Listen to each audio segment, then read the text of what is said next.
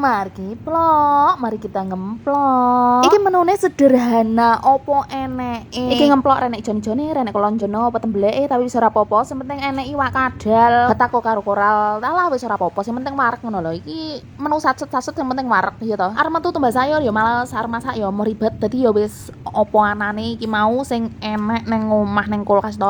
Wis di gawe satu-satu buat sing penting wareg. Iki lek kamu-kamu awak-awakmu ngono ya ra doyan iki panganan opo kaya ngono kuwi.